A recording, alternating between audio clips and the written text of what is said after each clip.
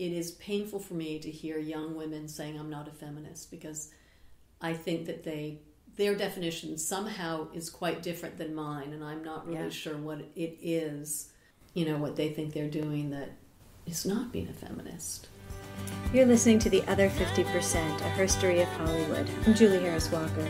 You can find us on our website, theother50%.com, all spelled out, or on iTunes under The Other 50%, 50%, or on Facebook, The Other 50%, and on Twitter, Other 50%. I hope you will follow us in all of those places.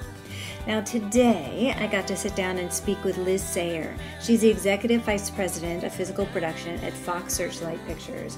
She's been there a long time. She's overseen in her career over 100 movies. Some of them, most recently, that you're going to know are Best Exotic Marigold Hotel, The Descendants, Wild, 127 Hours, and Juno. This lady knows what she's doing. She's had a successful career, a long and successful marriage, and has grown-up children. And one of the secrets to her life's success is the morning meeting with her family.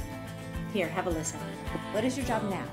I'm Executive Vice President of Production for Fox Searchlight Pictures. I want to say, good job, sister.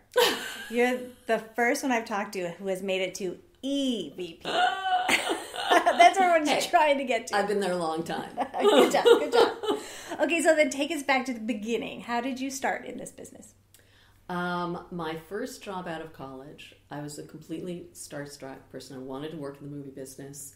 And I said to myself, I'm not going to be a secretary. I was like, now I think, how stupid were you? But I didn't know anybody. I didn't know anything. And I got a job as a litigation paralegal at Columbia Pictures. When I went for the interview, I didn't know the word litigation. I had to go home and look it up. But they were looking, it was a new position. They were looking for somebody who could do research. And I was fresh out of a liberal arts degree. So I was hired. And I figured, okay, well, I got my foot in the door. I'm not a secretary. I can transition. And I hated it desperately. And I was there for 3 years, looking for other work.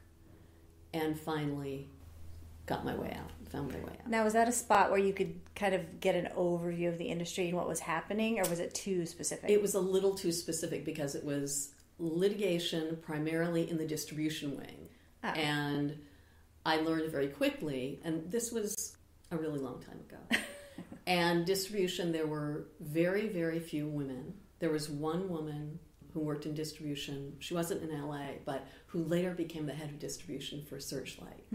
And when I met her, I said, you don't know me, but I used to look through your files. And I so admire the fact that you have achieved what you achieved, because it was a heavily dominated, male-dominated world. It was sales. Yeah. And these guys were like cigars. They could have been selling used cars, and they were selling movies. So cigars and martinis and 5-hour lunches. Martinis, and yeah. So it was very specific. But okay, so how did you get out? I got out. I looked for a lot of jobs along the way, and I was working on the lot at Columbia, which at the time, Columbia and Warner Brothers shared a lot in Burbank. A temp I knew was temping for Paul Mazursky, who was finishing a movie on the lot. And his assistant had moved out to LA to work with him. She decided she was from New York, wanted to go back to New York. So he was looking for a new assistant, but only for about 5 or 6 months while he was finishing the movie. And so this woman contacted me, who was temping in there, and said, you might be interested. And at the same time, a guy I knew, actually from elementary school, but who my husband knew through work, heard about the job, let me know. I called over to the office. I left a message for Paul's producer, because I was given a name and phone number, and he called me back, and for some reason somebody answered my phone, Liz Sayre's office. Mm-hmm. Anyway, I finally got on the phone with him, and he said, you don't want this job. You have an assistant. You've got an office. This is you have a real job, lady. Yeah. I said, please let me come over and talk to you. So he said, sure, come over. So I went to the office, and it turns out he had been trained as a lawyer, hated law, and I said, we're comrades. He got you. He got me, and he hired me. I started a few weeks later. I didn't meet Paul for another week, I think. And you didn't feel like, oh, this is risky to go for the short-term job? I did, but I was unhappy beyond words and in that job, and it was just time. And I called as many people as I could who knew Paul, and they said he's a decent guy, and could be worth taking the risk. And I worked for him for 7 years after that. So the 5 months turned into 7 years. 5 months turned into 7 years. Okay, then what did you do with him? I was his assistant, and then I worked with him through post on one movie, through production on 2 more, and then got promoted to associate producer. In the meantime... So about 3 movies, and then you were associate producer? Yeah. And we did everything, because Paul was a writer, producer, director. Ooh, okay. And he had a couple of producers who worked with him, and we had this office in Beverly Hills. He had a deal, and we did everything. I mean, the first movie that after post that we did was down at Beverly Hills, and they handed me the script and said, break this down. And you say, what does that mean? Exactly. I said, what does that mean? They said, well, go through and make lines where every scene is, and then number them, and then make notes. So, okay. So I did that. We did down at Beverly Hills. It was sort of full service, and then we had the editing rooms. We moved after doing the movie. The editing room was right next door in the next office. So I got the whole soup to nuts, from writing the script. You learned everything. To delivery of the movie. Were you on set then while you were in production, and then in his office in between? I would meet him. You were right there. I was right there. When he was on set, I would meet him. We were shooting mostly at Disney, but like all over LA. I knew when the car was picking him up in the morning, because I talked to the Teamster every night, and I would be at the studio wherever we were going, waiting for him as soon as he pulled up in the morning. And I learned the first day I got there when I thought he was going to get there, which was like half an hour after he was being picked up. No. This was somebody who believed in on time is late. Yeah. So he would get picked up actually usually half an hour before he was supposed to. So I got there. Anyway. So you learned that the first time. Yeah, I learned that the took first once. time. It took once. Anyway, yeah, so I was on set with him, from call to wrap. When he went and did publicity in New York for Down at Beverly Hills, I went with him. So you're a right-hand person. I was right-hand person. 7, 8 years? Well, we did Down and Out, and then we did Moon Over Parador, which was in Brazil. So I was, there. During that time, we went ahead to get him set up and everything. And then got promoted on Enemies, A Love Story, which was an adaptation of an Isaac Bashevis Singer novel that we shot in New York and in Montreal. But during that time, actually, between Parador and Enemies, he said, I want to produce things, because all these other guys like Sidney Pollack and other directors he knew were producing things. And he was like, I want to do that. Find me something. So the producer who worked with him, a fellow named Jeff Taylor, who was he was the one who hired me. He was a wonderful, wonderful guy, and we're still in touch. Anyway, he and I, started talking to agents, whatever, and it turned out Paul's daughter, who had just graduated from college, had written a script with a friend of hers who was still in college. They pitched it to us. We pitched it to Paul, who pitched it to Jeffrey Katzenberg, and Katzenberg bought it. Shut up. And, we had just finished. It must have been anyway, I don't remember exactly when it was, but it was after Parador. Anyway, so we started developing that. And so I sort of worked my way a little bit out of a job, ultimately, because we were developing it. Finally, we got it greenlit. We were casting. And I was with Paul on Enemies in Montreal and left early to come back to help produce this movie. Jeff was really the producer. What was that movie? It came out as Taking Care of Business. It was a dreadful movie. But, interestingly, the Jill Mazursky and her partner, J.J. Abrams. Oh. Was that her friend who was in college? That was her friend who was at Sarah Lawrence, yeah. And I remember talking to him when he was, I'm taking finals, but yeah, we'll get the draft to you. Oh, funny. Anyway, so we went on to do, Jeff and I kind of veered off to do Taking Care of Business, and when I finished that, I didn't really have a job anymore. You had been replaced with Paul. Because he had gone on to direct something else, yeah. And he kind of got himself set up again.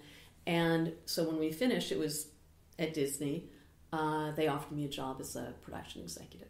Oh, so that worked out? It did, although I was very ambivalent because having worked for so long with a writer, producer, director, we were doing creative and also physical production. Yeah. And I kept saying, isn't there a job where I can keep doing that? Yeah.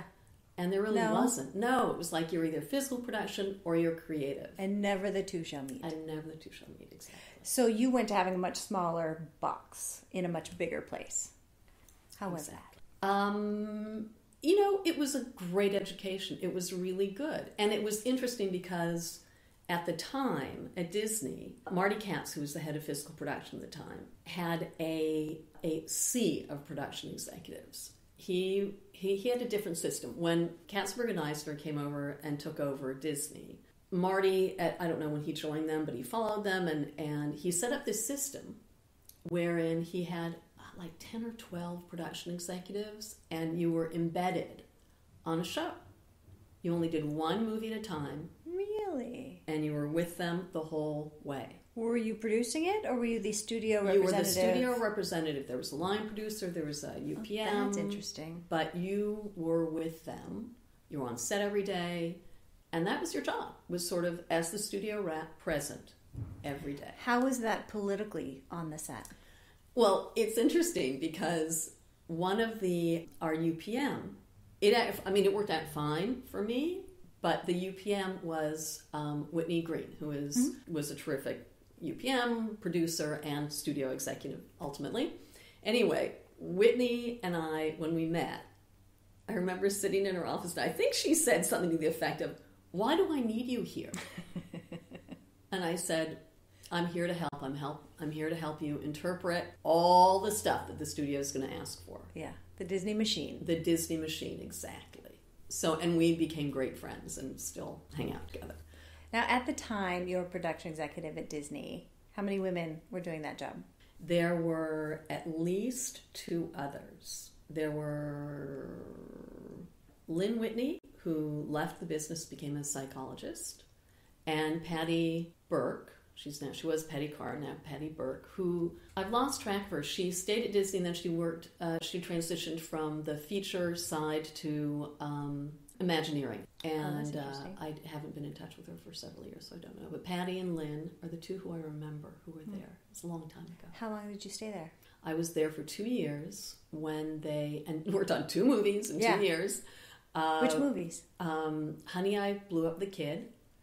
And an epic called Captain Ron, which we shot in Puerto Rico. It was a comedy with Marty Short, Kurt Russell, and Mary Kay Place. So I was in Puerto Rico for 3 or 4 months. Anyway, but while I was in Puerto Rico, they realized the economics of having these production executives embedded were not great. It's probably expensive. It's really expensive. None of us were being paid that much, but it was a massive organization. As Marty likes to say, I have 200 people reporting to me. And it was true. Yeah, how long did they let that go on? Well, that was it. I was still in Puerto Rico, and Marty's second in command came down. And so they were cutting back, like 75% of the executives were being fired. Wow. And I was among them. And so I still had to finish the job, still had to finish the movie. So they told you were out when you're done with this movie. Yeah, exactly. Which, fair enough. Great. But, the guy came down and we're having lunch in this lovely restaurant in Puerto Rico, and he waits until the end of lunch doesn't want to ruin your lunch. I just wept, which was unfortunate and embarrassing. But anyway, so that was my 2-year stint at Disney. So after that, what'd you do? After that, I looked for work, and I heard that there was an opening at HBO Pictures which was the division that was only doing the direct. films. Yeah, only films. And so I contacted the head of physical production, who didn't know me. And who was it at the time? it was a guy named Dennis Bishop. Dennis, yeah. And he didn't return my calls. You know, I just kept trying, just no response. And one day I was talking to Cool Martyr, who had been the POC on Down and Out in Beverly Hills. We've heard of her. We have heard of her, the fabulous Cool Martyr. Anyway, I was talking to Cool, and I said, yeah, I'm trying to, you know, get in to see this guy over at HBO. And she said, oh, he's a friend of mine, I'll call him. Oh, Dennis, I'll call that guy. Exactly. And I was in seeing him, you know, like that week or the next week. Oh, that's great. Cool does seem to know everybody. She does know everybody. Yeah. She earned her name. She knows everybody. Anyway, so I transitioned from Disney to HBO and was there for 4 years. And about 3 or 4 months, no, I guess it was 8 months after I started there, Dennis quit. So then who came in? Jay Rowe. So that's when Jay came in. So Jay was my new boss. Okay, now, to be a production executive there for 4 years, and most people stay for 25. Well, why'd you leave? Well, it was a different world then to what they were doing. We were doing low budget, mostly non-union movies. Some were great, were really interesting and dynamic, and others were programmers, which were also interesting. I mean, they all had, you know, different quirky things. But we were also doing what I refer to as a lot of movies about dead white guys. And I was getting kind of bored. Yeah. And the line producer from Taking Care of Business, Duncan Henderson, called me. He had just started he moved from the line producing independent world to be the head of physical production at Fox. Oh. And he called me and he said, there's this new division. It's been around for about a year, called Searchlight. And we didn't think that it would need anybody because they're these little movies. And they can just take care of themselves. Exactly. They can take care of themselves. We bond them. They're fine. But they're going off the rails. And we need somebody to come in and really oversee them. And sort them out. So, yeah. And at the time, there was another division at Fox called Fox Family Films, which was, I think, a relatively new division. And he said, so we need somebody to sort of oversee those two areas. You've been at HBO. You're doing these little movies also. You want to talk? And I said, yeah, absolutely. Great. Yeah, it was wonderful. And at the same time... You knew a good opportunity when you saw it. At the same time, Marty Katz had left Disney. And Bruce Hendricks was now the head of physical production. And he called, too, and said, you want to come back? And I said, let's talk. So I was talking now you're in to a both bidding of war?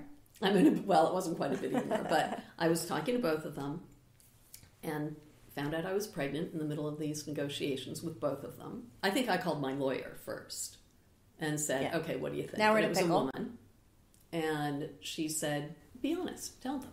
Yeah. And I said, yeah, I kind of think I should. And both said, sure, let's keep talking. But we had just moved. We just bought this house. We hadn't even moved yet.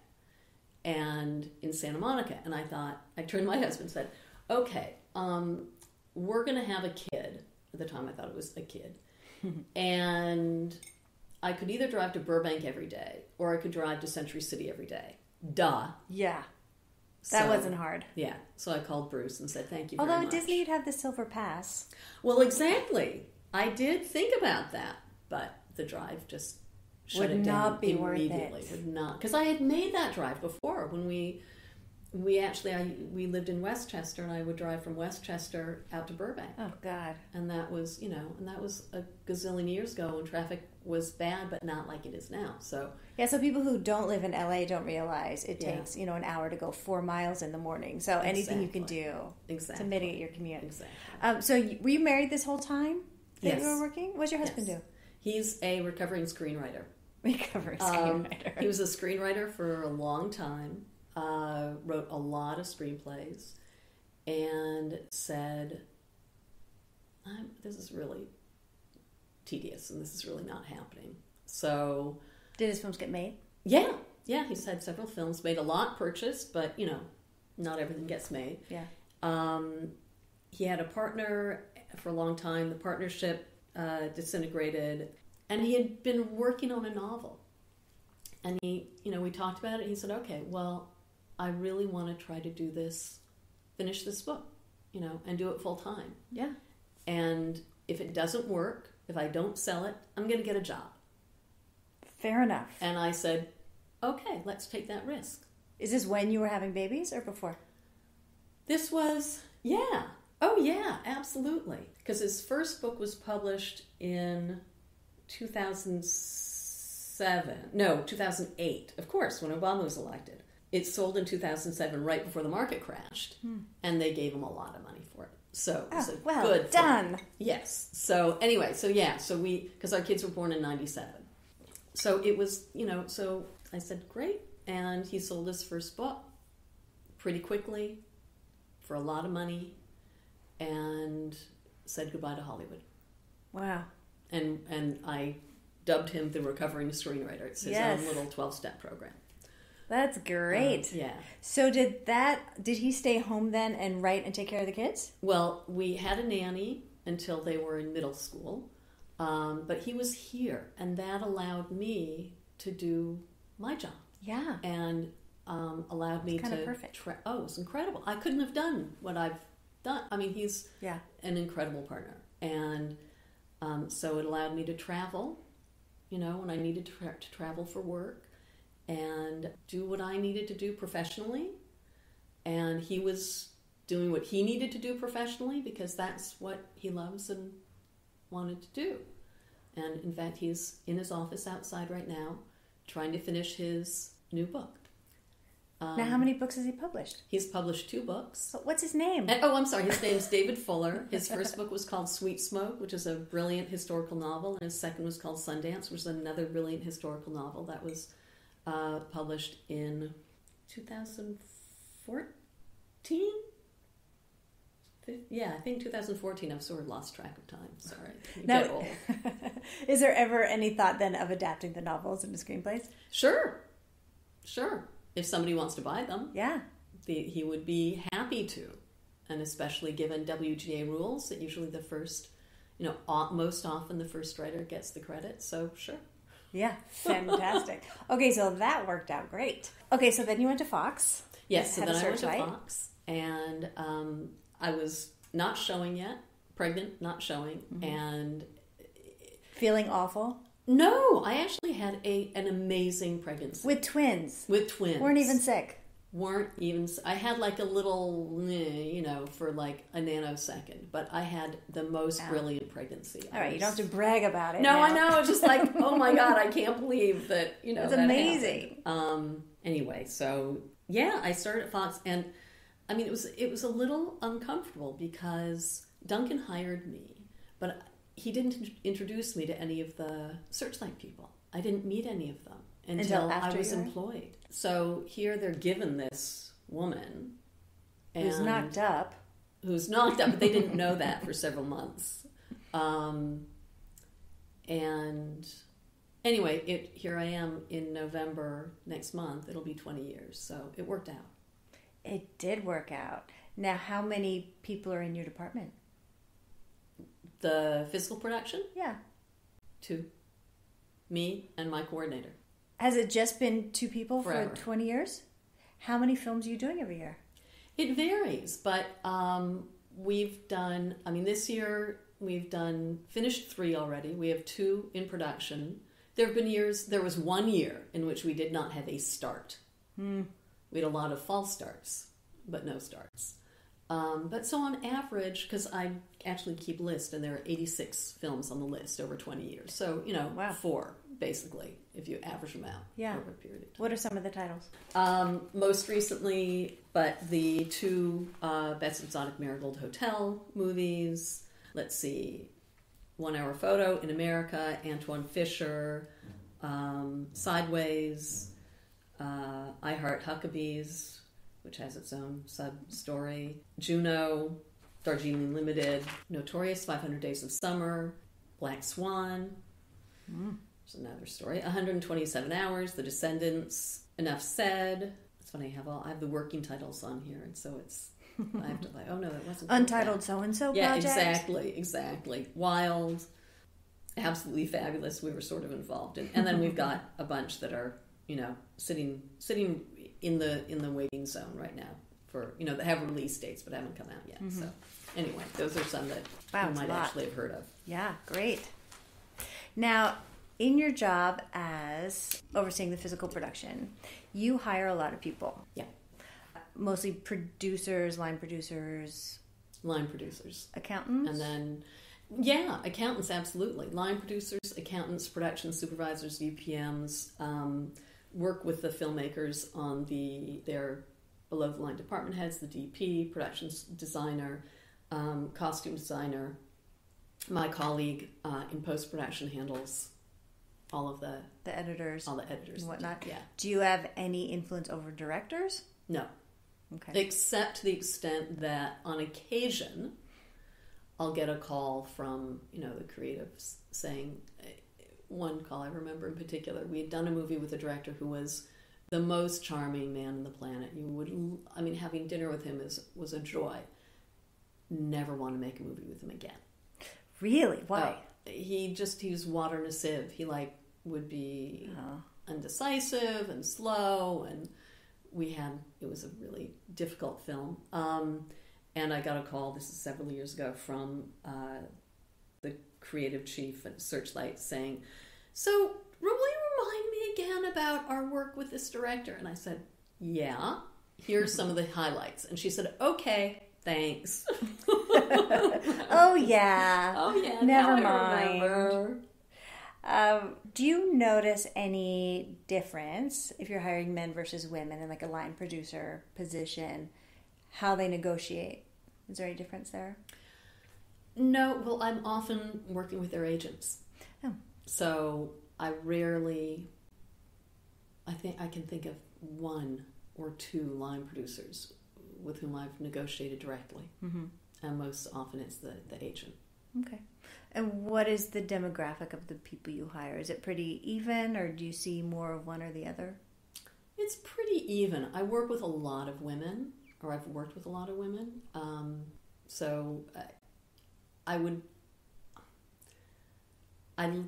It feels like I hire more female line producers than many of my colleagues at Big Fox. But that may also be, there may not be as many female line producers in the big budget world than in the lower budget world. I don't know. Oh, that's interesting, because I know a lot of female line producers. I know way more women than I do men doing that job. But you're right, it may be the lower budget. I don't know. I don't know the line producer on Superman. I just know what I do. So what's the budget range of what you're doing? We tend to live in the 20 million and under, somewhere between 10 and 20. And sometimes a little lower. Okay, so then as you're raising your kids, having this job and traveling all over the place, were you the kind of mother you wanted to be? On occasion. Yes and no. There's that push and pull all the time. Mm-hmm. Did I want to be home? There were times, particularly when, things would get difficult at work, where I just want to say, I'm done. Yeah. I have to walk away. But as my husband would say, what are you going to do? Meaning he knew me well enough to say, you're not really stay-at-home mom stuff. It would have driven you crazy. It would have driven me crazy, yeah. And my mom didn't. My mom was a working mom. Really? So that's what I grew up with. So, and what I wanted to do, because I loved that she was a working mother. What did she do? She was a school nurse. Oh. So luckily she had, reasonable hours and would have the summers off and the same vacations as we did. Perfect. So it was a great job. Where did you grow up? LA. I'm an Angelino, native Angelino. What? Yeah, we exist. My sister and I used to say we're the only ones. That's right.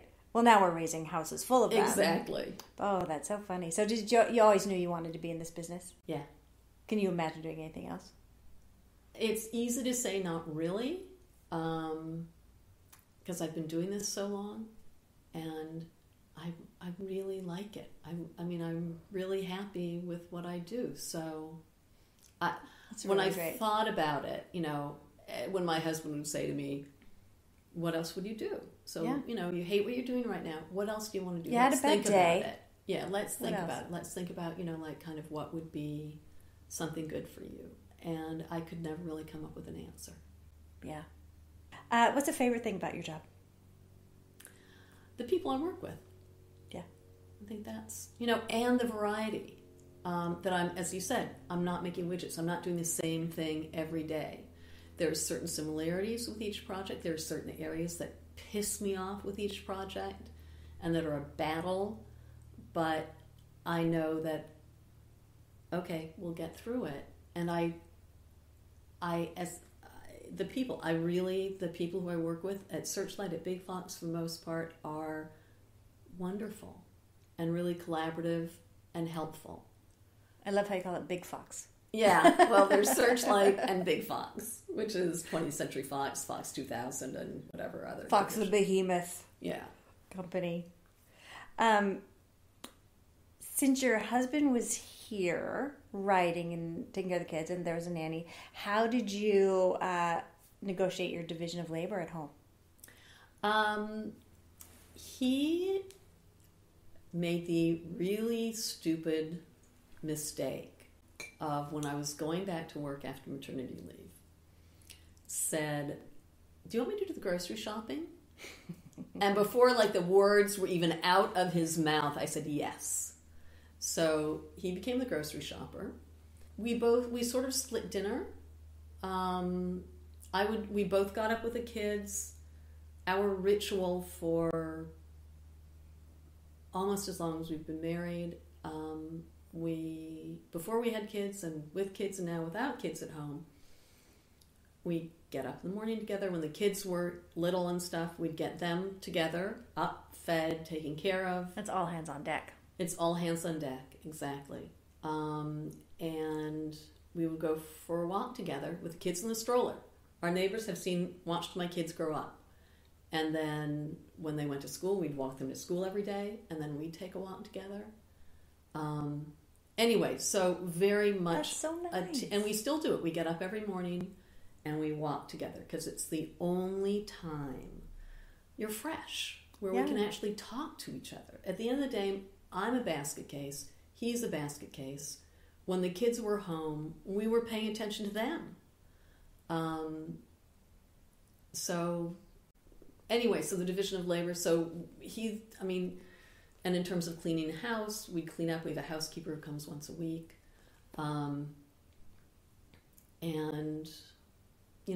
now, actually this started after the nanny, when the last days of our nanny, which is when my kids were in middle school, Dave started making dinner every night. So I am the luckiest human on the planet. I come home every night and dinner's ready. Yeah, that's nice. I'm blessed. Well, that's a brilliant piece of life advice about taking the walk every morning together. It's really good. Your morning meeting. It's our morning meeting, exactly. Exactly. Through good times, through bad times, through, I was about to say rain or snow. Rain or snow, but there is no rain or snow. Here we are in Santa Monica. Yeah. So in beautiful weather every single day. Yeah. That is brilliant. What are you most proud of? My kids. They're in college now? Yeah. Where are they? One is at Kenyon in Ohio, and one is at Yale in Connecticut. Very nice. Well done. Are you a success? Yeah. Are you a badass? I've heard you ask that question on your show, so I was thinking about that. Am I a badass? My boys think I am. They've told me when I've recounted various stories. Not usually work stories, but maybe work stories. They don't really even know much about what I do, but they've said, Mom, you're a badass. It's like, oh, hey, if you think I'm a badass, good on you. I love it. I'd be so thrilled if my kids said that to me. Tell me this, because you've been in this business a while. Have you had to adjust your communication style as you went along to be heard, to be effective? Yes. How?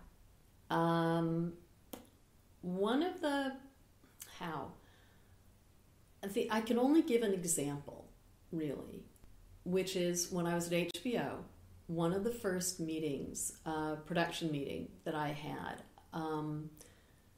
it must have been with a group of filmmakers and department heads in our department, and it was my meeting, and our head of post-production at the time, who's no longer with the company, was sitting next to me.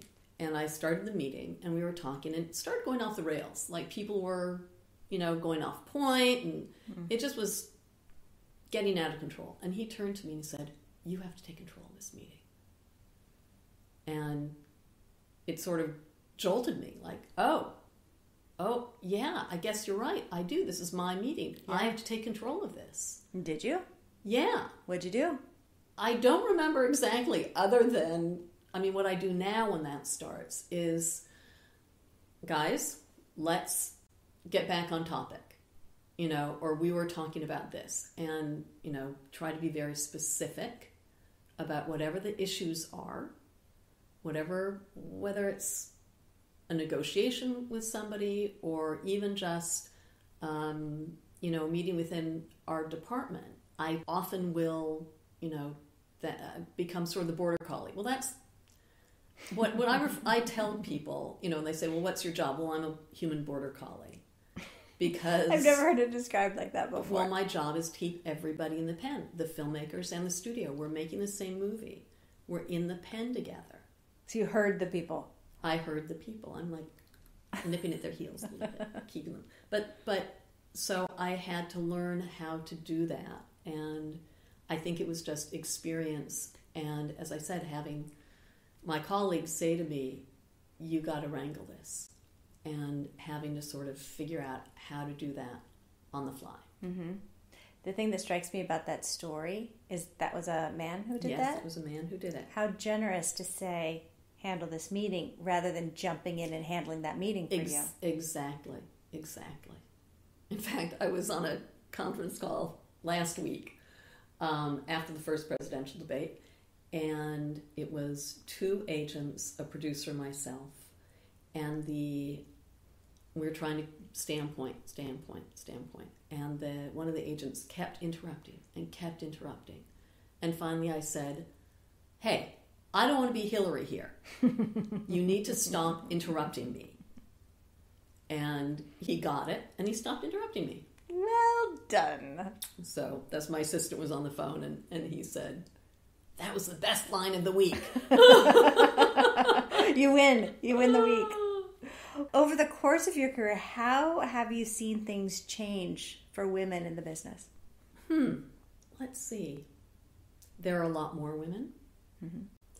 I think there's less of a feeling of, you're unusual. Meaning a woman is unusual being in business. Mm-hmm. Was there more of that in early days? Fewer women? Mm-hmm.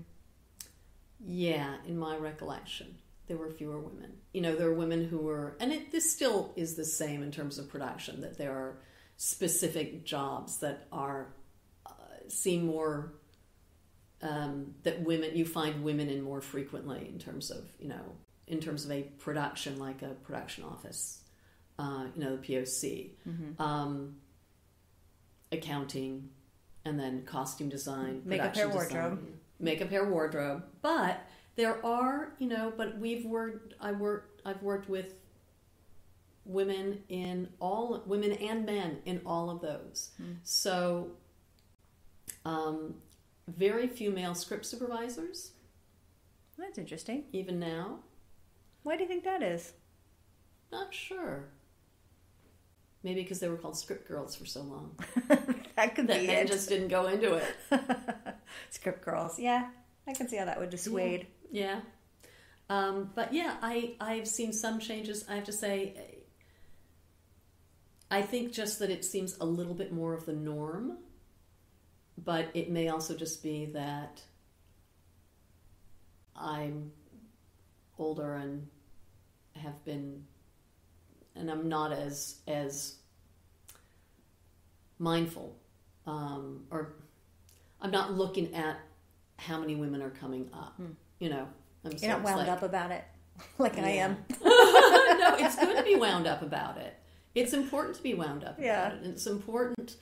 I mean, look, I'm a mother of sons. My kids, if they say anything, you know, that's like blatantly sexist, I beat the crap out of them. Oh, you're calling them on it. Yeah, I'm calling them all on it. How dare you say that? Mom, I'm kidding. It doesn't matter. Don't say those things. Don't think those things. Yeah. But they were raised by a badass and they know it. Did you have a mentor? Not really. I had people who were helpful, very helpful to me along the way, but not like one person.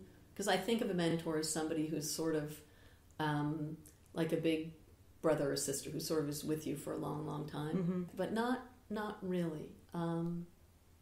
I have a partner in my husband. You know, he's been incredibly supportive of me forever. And so very few decisions are made without talking about it with him. Yeah, you picked the right partner. I did. Where'd you meet him? We were set up. I was in college. I was a senior in college. He was the roommate. One of my good friends in college. She was dating Dave's roommate, and I was going to school in Los Angeles, and they kept saying, "Oh, you have to meet Charlie's roommate, Dave. He's a screenwriter, and you like movies too. You guys should meet." I'm like, really? We're in LA. Like you can't throw a stick without hitting a screenwriter or somebody who's in movies. But they didn't know that. They were not in that world. Anyway, so they introduced us. And you were together ever since? No, they introduced us. We were both dating other people at the time. I was still in college. I graduated, came back home, and so the summer after I graduated from college, we started dating. We dumped the other girlfriend and boyfriend and started dating. And you've been together ever since? Pretty much. Wow. Yeah. Long time. In LA, of all places. That's amazing. Do you mentor people? I try to. I would like to. I really... we'll post your number on the website. And then... Yeah, right. There you go. No, you know what? If I get calls from, friends who say, you should meet this young woman, or, just do an informational interview or something with them, I'm game. Great. And I'm happy to share whatever I can. Now tell me this, did you always feel confident in what you were doing and I can do this, or were you ever burdened with the imposter syndrome? I'm burdened with the imposter syndrome every day. See, I never would have known that had I not asked it. You seem very nice. Self-assured and confident. That's so funny. Yeah. How do you get over that? You just keep doing it. You just keep acting regardless. Well, just keep doing the work. And it's like, okay, I have a problem to solve. I can't say I can't do it. So how do I do it? And I just have to keep trying. Just get out of your way and just do the thing. Or ask somebody, like, I don't know how to do this. What do you recommend? And people are happy to tell you. Yeah. I mean, that's the thing, is that people love to be asked for help. And people hate to ask for help. And people hate to ask for help. I hate asking for help. Yeah. But people love helping. Yeah.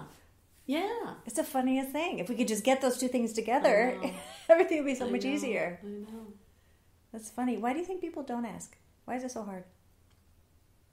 They don't want to appear dumb, or like they don't know something, or not. I don't want to bother somebody. That's really kind of my thing, is I don't want to bother somebody. Yeah. And it's, the personal versus professional worlds. Working for Searchlight, where we make lower budgeted movies, but have to have really strong production value. The biggest thrill I have is somebody calls me after they've seen one of our movies and says, was that like a $25 million budget? No, we made it for 12. And they're like, oh, it looks fabulous. So how did you do it? Right. So I'm in the business of saying there's no harm in asking when making a deal with somebody or trying to get people to do something professionally. That's like my mantra. No harm in asking, because somebody's going to say no. That's fine, or they might say yes. But in my personal life, it's much more difficult. Yeah. To do the no harm in asking, because I'm, for whatever reason, imposter. I think we all have it. It's really hard. Is there anything you have not accomplished yet that you want to accomplish? Sure. Like what? Professionally or personally? Either one. It's funny. I actually, thinking about it, I just always feel like there's more. There's got to be kind of something else that, more to do. I've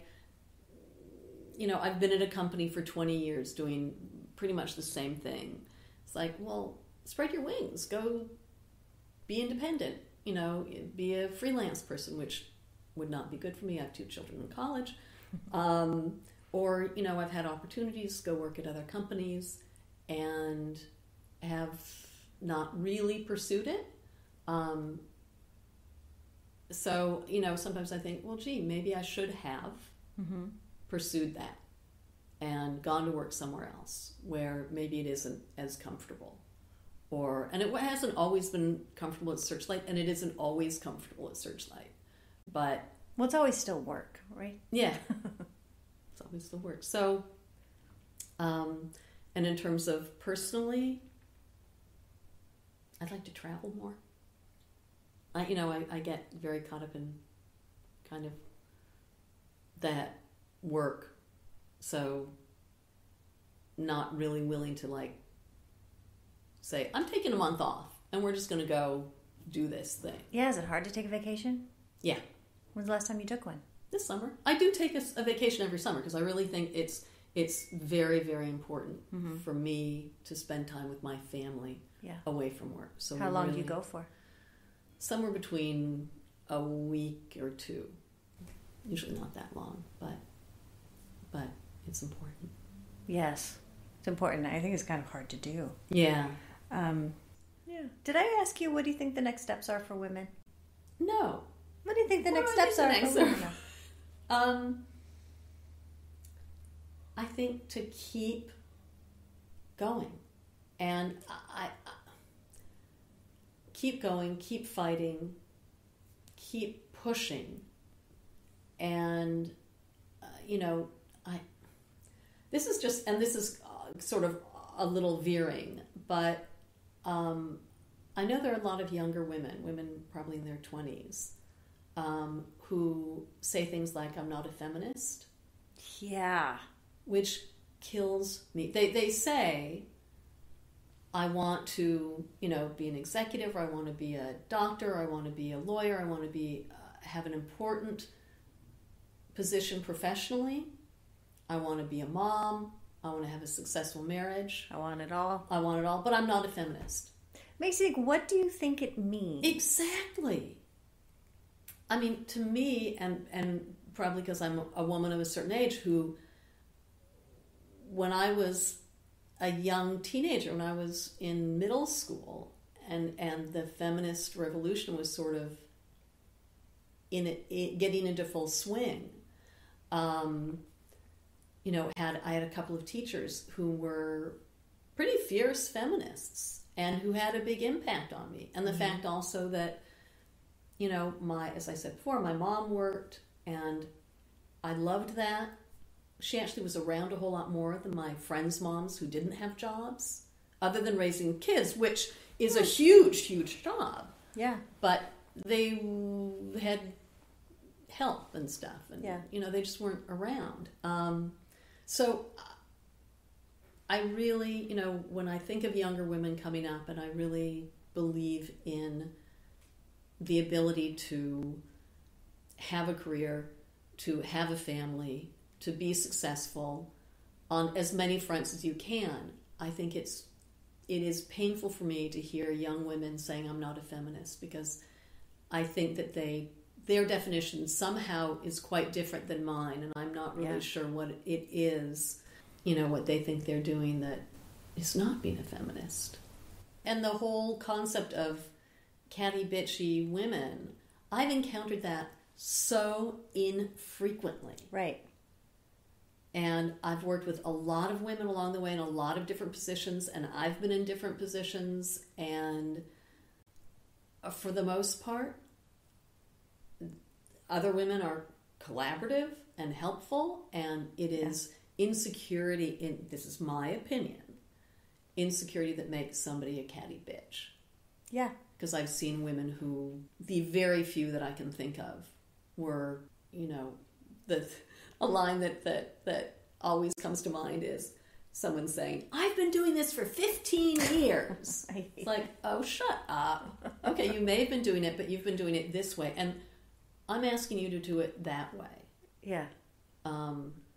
Doesn't mean I think you have no experience. Exactly, or that you don't know what you're doing. It's just we need to do it a slightly different way in order to accomplish our goal, our mutual goal. That's like the acting out of the imposter syndrome. Right. Is it? Right. You're telling me I don't know what I'm doing. Yeah. It's funny, I hear it a lot too, and I hardly ever, you can count on one hand the amount of times you've really worked with a catty bitch. Yeah. Yeah. But I also think women get categorized like that. Like if there's any conflict, they're having a cat fight. I think the language around how women relate to each other may give that perception more than it's actually happening. So if you were going to define what it is to be a feminist, what would you say? To be a feminist, to me, is simply to believe that you can, to believe in yourself, and to believe in yourself as an independent woman who is not necessarily defined by a man in her life, and even, and just, I think there is just that element of being independent and believing in yourself and that it's not a negative term.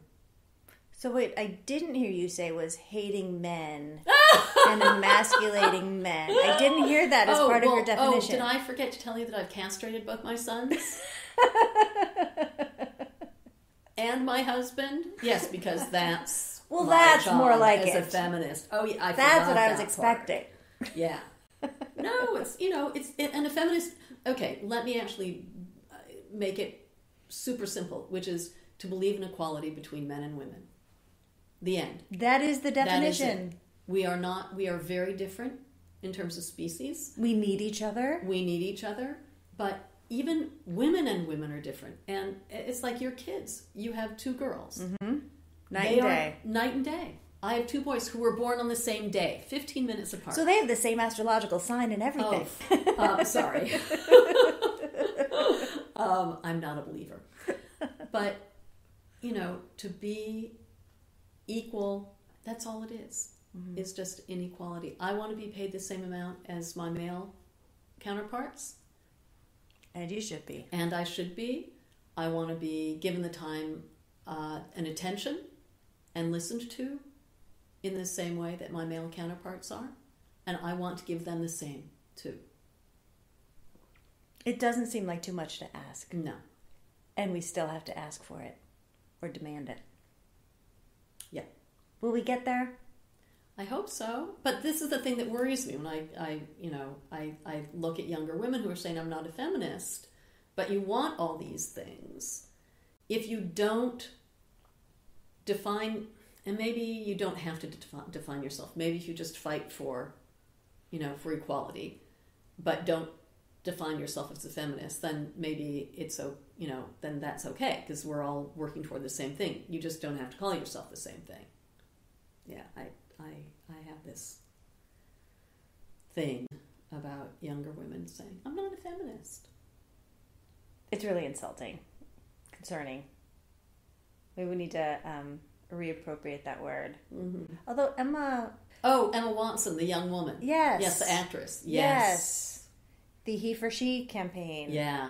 Like maybe she'll make some traction with that generation. I hope so. We can only hope. Well, thank you so much for doing this. This was fun. It was very fun. You've been listening to The Other 50%. I'm Julie Harris Walker. I'd like to thank Liz Sayre for telling us her story. And special thanks to Jonathan Lucas for editing, Jay Rowe, Danny Rosner, and Allison McQuaid for the music. Please find us on iTunes and subscribe and leave a review, and on our website, theother50%.com, all spelled out, for added features and bios of our guests. You can also follow us on Facebook under The Other 50%, the numbers and the percentage sign, and on Twitter as @other50%. Thanks for listening. See you next time.